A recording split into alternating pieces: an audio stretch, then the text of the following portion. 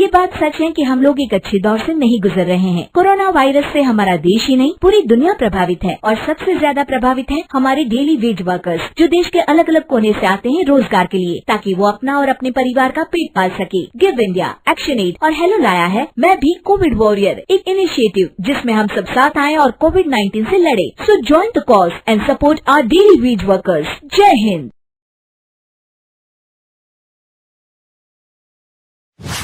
रजनी को बचपन से ही पेंटिंग का बहुत शौक था। वो हमेशा से ही पेंटर बनना चाहती थी, पर उसके माँ और पिताजी ने उसको कभी भी इस चीज के लिए सपोर्ट नहीं किया और उसकी शादी नीरव से हो गई। नीरव रजनी को बहुत प्यार करता था, पर रजनी हमेशा चुपचाप ही रहती। वो इस शादी से खुश नहीं थी। वो ये शादी नहीं करना चाहती थी। उसे तो हमेशा से पेंटर जो बनना था। अपने इस सपने को वो नहीं पूरा कर पाई, इसलिए वो हमेशा उदास रहती थी। रजनी, बहुत ही बढ़िया फिल्म लगी है, कल देखने चले? नहीं जी, कल मुझे बहुत काम है, मैं नहीं जा पाऊंगी। अच्छा तो कोई बात नहीं, संडे को चलते हैं। देखिए, मुझे फिल्म देखना पसंद नहीं है। आपको जाना है तो चले जाइए। नीरव को मना करके रजनी वहां से चली जाती है और अपने बैग को खोलकर उसमें बंद पड़े ब्रश और कलर्स को देखकर रोने लगती है। रजनी, चलो ना कहीं बाहर खाने चलते हैं, कुछ तुम्हारी पसंद का। जी, मुझे नहीं जाना, मेरी तबीयत ठीक नहीं है। रजनी वहां से चली जाती है। नीरव को समझ नहीं आता कि रजनी उससे इतना दूर क्यों रहती है। वो जब भी उसके साथ वक्त बिताना चाहता है, रजनी कोई ना कोई बहाना बना देती है।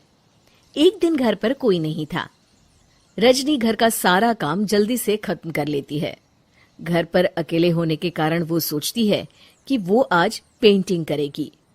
वो अपने कमरे में जाकर पेंट ब्रशेस और कलर्स निकालकर जैसे ही कलर मिक्स कर रही होती है कि दरवाजे पर बेल बज जाती है। अब कौन आ गया इस वक्त? इतनी मुश्किल से तो मुझे पेंट करने का मौका मिला है।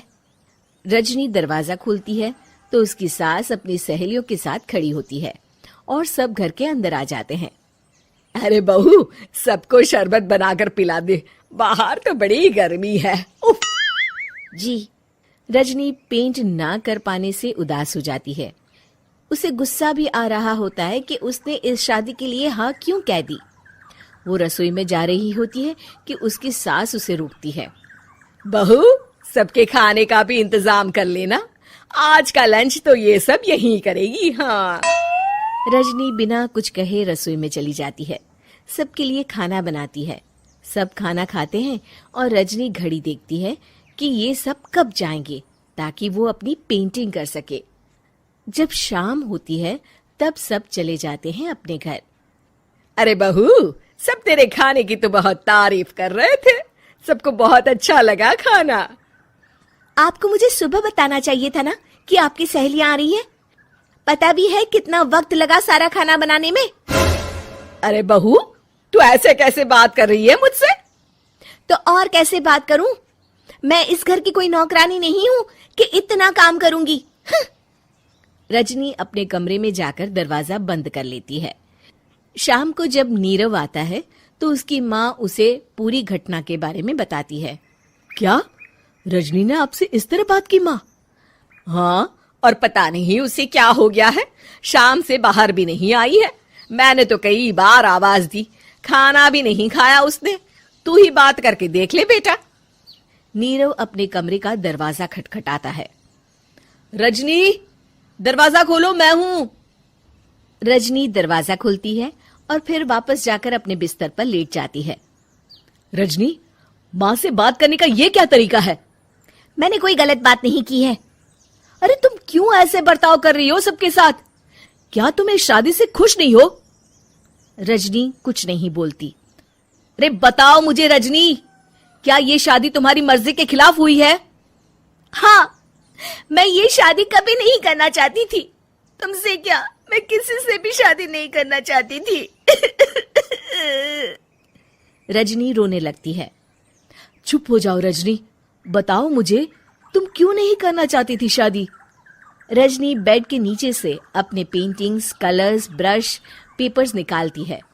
इतने में उसकी सास भी कमरे में आ जाती है। ये देख रहे हो, ये थे मेरे सपने। मैं पेंटर बनना चाहती थी, पर माँ पापा ने कभी सपोर्ट नहीं किया और मेरी शादी करवा दी। मेरे सारे सपने टूट गए। हर वक्त बस गुस्सा आता रहता है मुझे। मैं जानती हूँ कि आप लोगों की इसमें कोई गलती नहीं है, पर मैं क्या करूं, मुझे समझ में नहीं आता।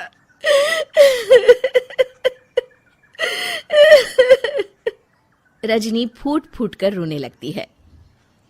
मुझे माफ कर दीजिए, आप दोनों के साथ मैं बहुत बुरा बर्ताव कर रही हूँ। अरे रजनी बेटा, चुप हो जाओ तुम। नीरव पानी लेकर आता है। ये लो पानी पियो और शांत हो जाओ।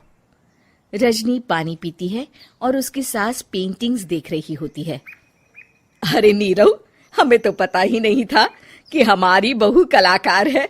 अरे कितनी अच्छी पेंटिंग्स बनाई है, देखो तो। ये वाली तो मैं अपने कमरे में ले जाऊंगी। आपको ये पेंटिंग्स अच्छी लगी? अच्छी नहीं, बहुत अच्छी लगी। और तुमने हमें बताया क्यों नहीं? तुम जब चाहे पेंटिंग कर सकती हो रजनी। हम तुम्हारे सपनों को पूरा करने में तुम्हारा पूरा साथ देंगे। हाँ बेटा, हम कला की कद्र करते हैं। हम कलाकार तो नहीं, पर मुझे गर्व है कि मेरी बहू एक कलाकार है। रजनी, नीरव और सास तीनों हंस पड़ते।